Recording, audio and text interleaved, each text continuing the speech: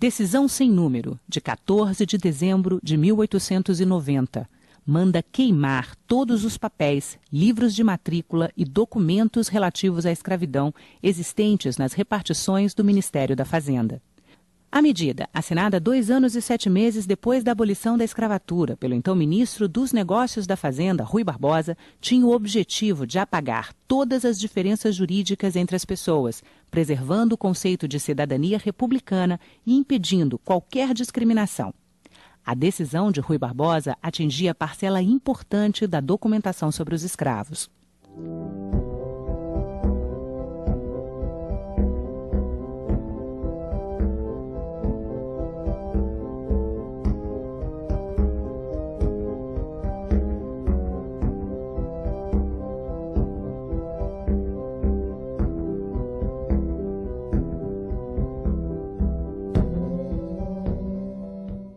A abolição da escravatura em 1888 foi o desfecho de um processo lento, marcado pela mobilização da sociedade, pela rebelião das senzalas e por muitas negociações e polêmicas na Câmara e no Senado.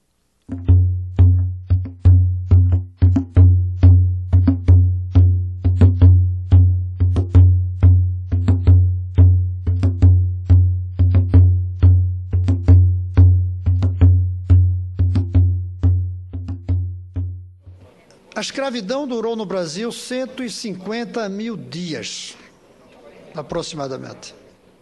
Durante 150 mil dias, uma soma ao longo desse período de 10 milhões de africanos, alguns vindos da África, outros nascidos aqui, sofreram a mais brutal forma de tratamento possível, que foi a escravidão nos moldes daqueles vivenciados na América. Esses pretos não valem o fumo e a aguardente que a gente pagou por eles. Ficam doentes e morrem à toa, principalmente as mulheres. Dos 500 negros que embarcaram, acho que uns 400 chegarão vivos. Ah, mas a venda compensa. Ganharemos 10 vezes mais do que gastamos. A partir de 1530, o país absorveu cerca de 40% do total de africanos trazidos como escravos para a América. Por isso é que nós somos a nação mais negra fora da África. Como sabemos, o continente africano, seus filhos foram vítimas de séculos e séculos de tráfico negreiro, de escravidão e maus-tratos. Milhões de pessoas transportadas como cargas nos chamados navios negreiros, empilhados, sem conseguir se mover, sem conseguir se alimentar. Muitos se jogavam ao mar, sonhavam em voltar nadando à pátria-mãe em nome da liberdade.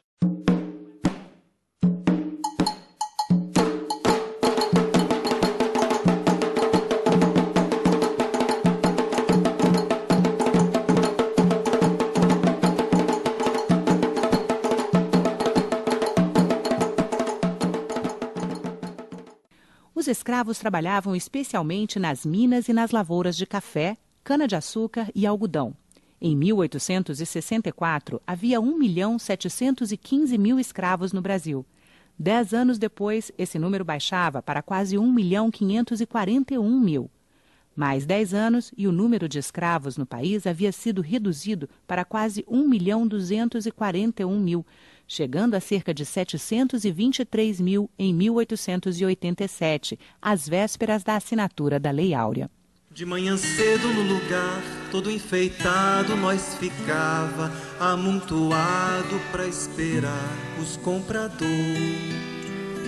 Depois passava pela frente de um palanque, afincado ao pé de um tanque que chamavam bebedor. E nesse dia minha véia foi comprada numa leva separada por um senhor, mocinho ainda.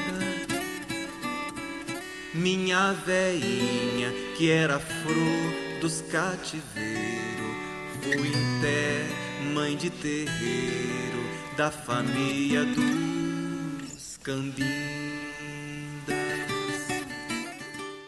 No parlamento, o primeiro texto abolicionista a tramitar foi uma representação de José Bonifácio, patriarca da independência, à Assembleia Constituinte de 1823. Daí em diante foram 65 anos de luta até que a escravidão fosse abolida. Homens simples, fortes, bravos, hoje míseros escravos, sem ar, sem luz, sem razão, são mulheres desgraçadas, que sedentas, alquebradas, de longe, bem de longe, vem. Antes da Lei Áurea, o parlamento aprovou algumas leis que prepararam o Brasil para a abolição da escravatura. Uma das principais, em 1850, foi a que conseguiu acabar com o tráfico de escravos, conhecida como Eusébio de Queiroz. 21 anos depois, em 1871, o parlamento aprovou a Lei do Ventre Livre, que assegurava, com algumas restrições, a liberdade aos filhos nascidos de mãe escrava. Os debates em torno dessa lei mobilizaram a sociedade e deram ânimo ao movimento abolicionista. A sociedade brasileira contra a escravidão é um sucesso! Tem razão, patrocínio, mas precisamos intensificar nossos contatos políticos. Essa é uma luta difícil. Não podemos parar. Vamos organizar outras sociedades. Vamos continuar nossas denúncias na imprensa. A propriedade escrava é um roubo, é contrária aos princípios humanos. O caminho para a abolição não foi fácil. De um lado, os abolicionistas, inspirados no pensamento revolucionário do século XVIII, condenavam a escravidão, considerando-a incompatível com o liberalismo. De outro, os escravistas apontavam a importância econômica do escravo no contexto do sistema de produção estabelecido no século XIX em áreas periféricas, o plantation.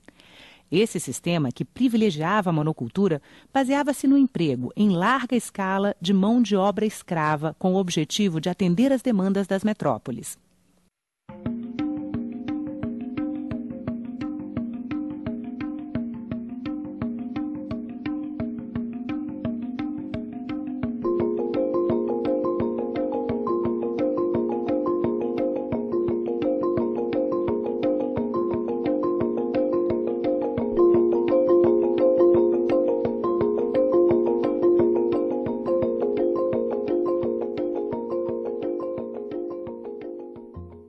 A questão da emancipação dos escravos sempre esteve presente no parlamento e voltou a ganhar força nos anos 1880 por pressão de associações, jornais e grupos urbanos. Diante da constatação de que os benefícios da Lei do Ventre Livre haviam sido limitados, novamente um clima de agitação tomou conta da sociedade. A situação estava ficando insustentável.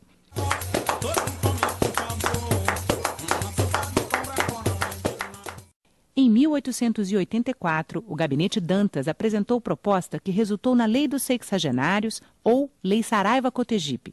Ela tornava livres os escravos maiores de 60 anos de idade. Esse projeto de lei, essa proposição legislativa, trata basicamente a Lei dos Sexagenários. 1885 a 1886. Era um momento muito delicado do sistema escravocrata no Brasil, pois já as decisões tomadas pela legislação de 1871, a chamada Lei do Ventre Livre, haviam demonstrado que não foram efetivas para se resolver a questão da abolição. Mas o Brasil, neste momento, era o último país do mundo a manter o sistema escravocrata. Cuba havia abolido a escravidão em 1880 e o Brasil permaneceu como o último sistema econômico no mundo, ou nas Américas, melhor dizendo, a manter a escravidão. Então, as questões relativas à manutenção do trabalho escravo haviam adquirido uma tensão e uma gravidade muito grande. Boa medida, essa proposição legislativa tinha um sentido de pacificar a nação. Em razão da fuga de escravos, da desordem, da anarquia introduzida nas unidades de produção econômica e das dificuldades dos magistrados, da justiça e das forças militares em dar conta dos problemas relacionados ao abolicionismo, à fuga de escravos e à criminalidade em geral, relacionada, portanto, a própria crise do sistema escravocrata. Na discussão do projeto sobre os sexagenários, os parlamentares apresentaram emendas para alterar o texto original. Essa emenda de José Bonifácio, que aproveitou a discussão da libertação dos escravos acima de 60 anos e introduziu a proposição de libertação imediata dos escravos, imediata não, pois prevista para 1893, mas a abolição sem indenização e sem meios graduais e lentos, como era a proposta que estava sendo discutida. Naturalmente, não foi aceita a emenda. Tem umas mais articuladas, né, desse tipo aqui, que é quase um substitutivo, né? Nesse sentido aqui, não é uma emenda, mas é um substitutivo, ou seja, a proposta é exatamente substituir parágrafo ou artigo inteiro, né? E tinha exatamente esse nome aqui. Também é do José Bonifácio. É, no caso aqui, rejeitada como está notificado. Algumas vezes vinham até mesmo grafadas em lápis, como essa de José Bonifácio, assim, ó, num papelzinho solto. Isso dá a impressão do processo legislativo ser desorganizado, mas em absoluto não era, né? Isso é apenas testemunho da tecnologia que existia num período para implementar o processo legislativo. Pois ele era todo encadeado, era regulamentado e normatizado. Se os senadores apresentavam emendas, organizações da sociedade civil que acompanhavam o debate em torno da abolição encaminhavam ao parlamento petições e representações em defesa de seus interesses. Muitas delas estão no arquivo do Senado. Nesse caso aqui, nós temos uma representação do Clube dos Libertos contra a Escravidão. O interessante aqui são as assinaturas dos libertos. Se notar a irregularidade, mas também há que se destacar a regularidade, né, de várias delas, ou seja, eram libertos instruídos.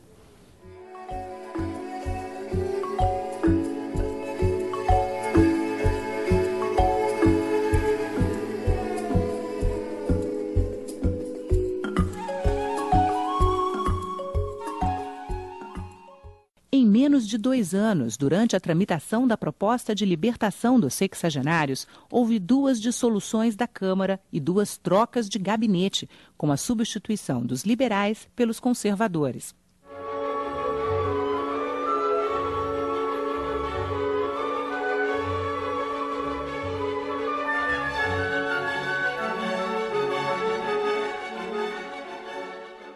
A iniciativa sobre questões polêmicas, como a da lei dos sexagenários, cabia à Câmara, mas em momentos em que houvesse ameaça de desestabilização, o Senado assumia a posição de mediador de conflitos, de porto seguro da tramitação de qualquer proposta legislativa.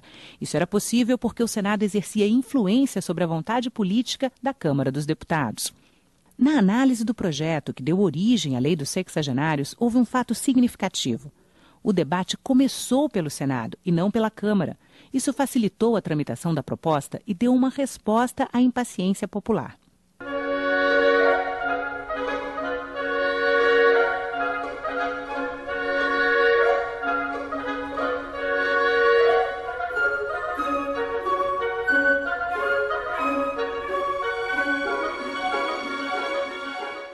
A fria recepção da aprovação da Lei dos Sexagenários em plenário, no entanto, indicava que as expectativas geradas por sua tramitação haviam sido frustradas.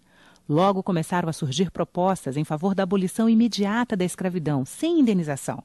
As sucessivas quedas de gabinete e a apresentação de diversos projetos abolicionistas indicavam que apenas a decisão de acabar definitivamente com a escravidão seria aceitável.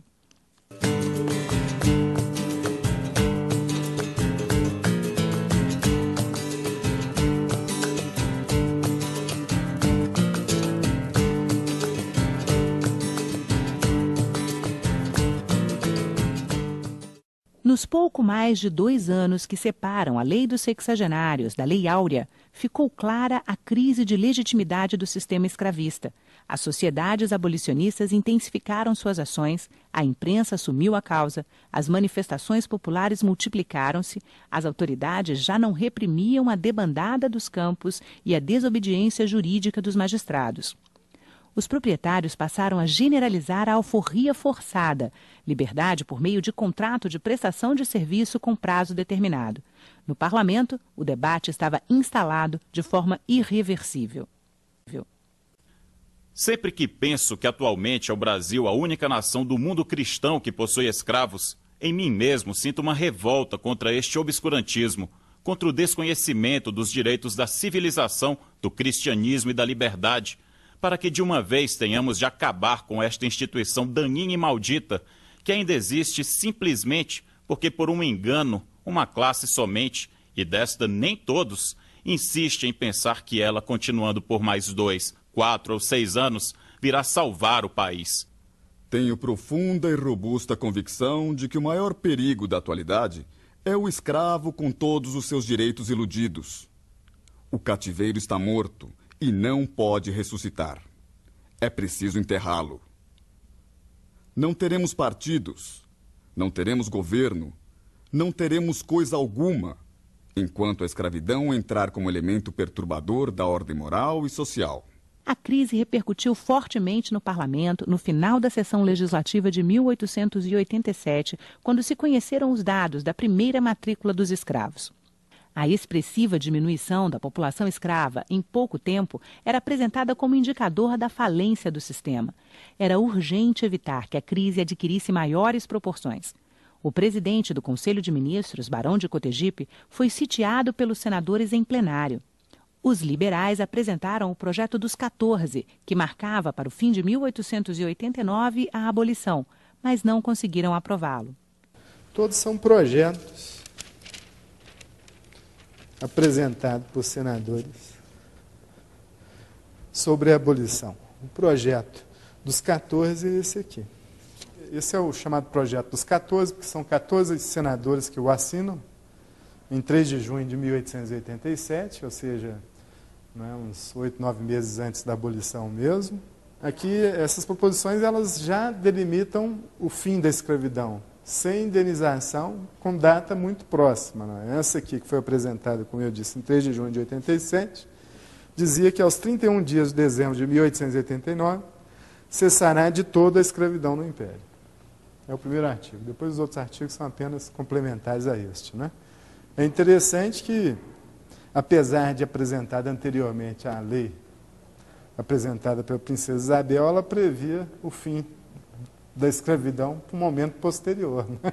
Ou seja, é por isso mesmo, né, que a chamada Lei Áurea, né, foi adotada, vamos dizer assim, num ritmo muito acelerado, porque a situação realmente já estava perdida para os escravocratas, né?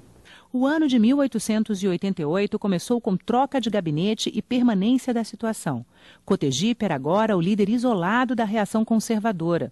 Um gabinete conservador, encabeçado pelo chefe do partido, João Alfredo Correia de Oliveira, encaminhou a proposta de abolição ao parlamento.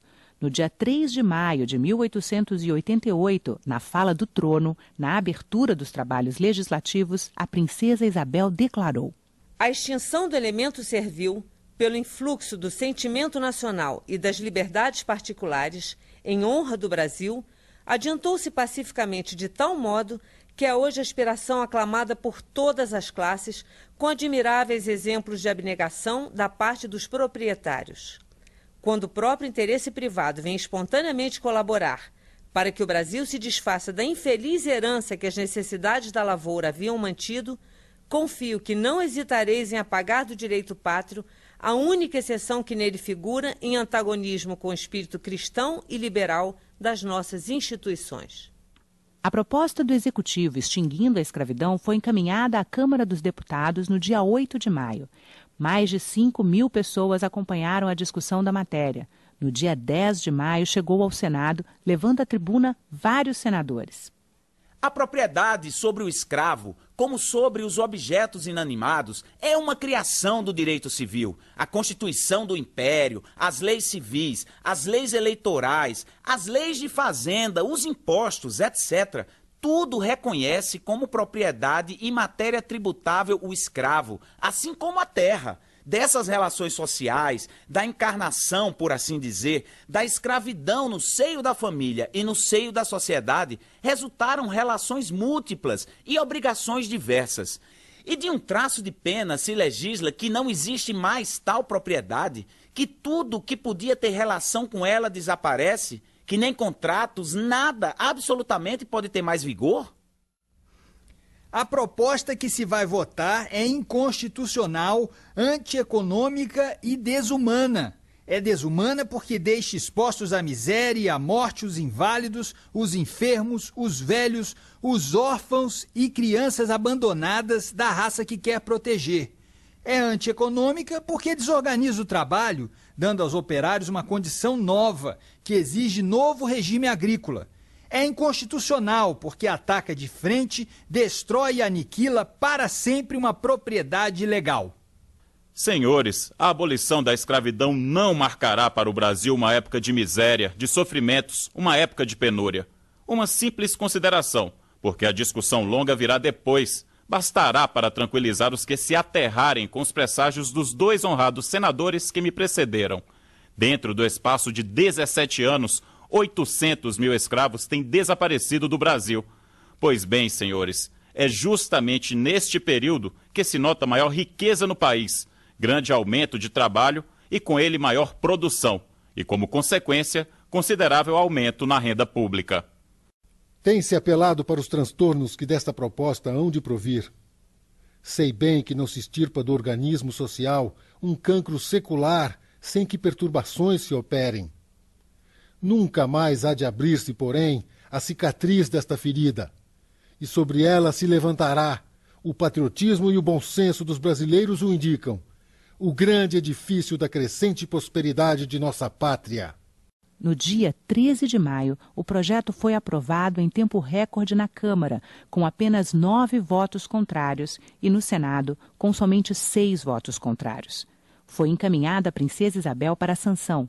Após a assinatura da lei, Joaquim Nabuco, um dos grandes representantes do abolicionismo, proclamou para a multidão reunida em frente à sacada do Palácio Imperial: "Não há mais escravos no Brasil." Foi o episódio mais marcante do parlamento brasileiro do Império. São 4 linhas. É declarada extinta a partir desta data a escravidão no Brasil. Mas nessas palavras estão rios de sofrimento, estão correntes de sangue, estão lagos de torturas, o que foi o sofrimento do povo negro no nosso país. Mas também, sem dúvida, senhor presidente e senhores senadores e senadoras, está presente a luta de quantos brasileiros se uniram a que ela se tornasse realidade. A rapidez com que acontece a tramitação do projeto na Câmara e no Senado dá conta desse clima de completo delírio que todos os cronistas da época reportam quando se refere à aprovação da lei no parlamento. Quer dizer, a cidade realmente estava num clima de completa ebulição, né? Quase fora de si, né? Como dizia o Machado de Assis, né? O grande sol. Né?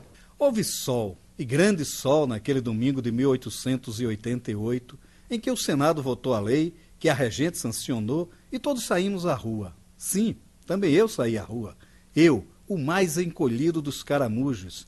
Também eu entrei no préstito, em carruagem aberta, se me fazem o favor, hóspede de um gordo amigo ausente.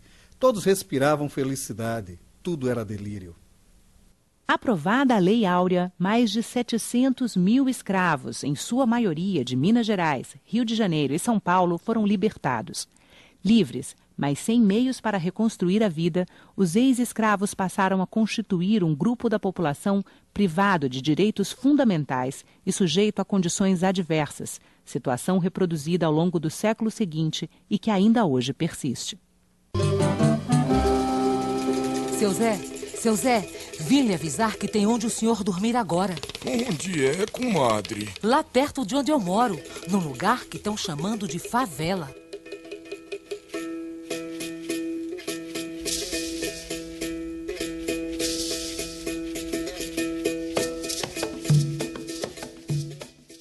O que fazer com os 700 e poucos mil negros que, a partir dali, estavam coercitivamente libertados. Nada foi previsto na lei. Não havia um plano, não havia nada, não havia obrigação, portanto, nem de parte do Estado e nem de parte dos ex-senhores ou da sociedade civil, nenhuma obrigação para com, portanto, os milhares de negros que, a partir daquele momento, estavam libertados. Foi uma abolição incompleta, absolutamente incompleta, totalmente insuficiente, e a prova é a situação hoje que vivem os negros brasileiros. Alguns dizem não é por serem negros, é por serem pobres, mas são negros e vivem na pobreza. E o fato de que a pobreza no Brasil tem a cor negra é uma das provas de que a abolição não foi completada. Não devemos recear mudanças que nos levem a uma nova abolição, a da extrema pobreza, a do analfabetismo, a da carência de habitações, de higiene, de saúde, de tantas carências que tornam incompleta a liberdade dos brasileiros e transformam a vida de muitos bilhões deles, neste fim de século, em uma espécie de cativeiro de homens livres. Marchemos! Marchemos para a abolição da escravidão social no Brasil.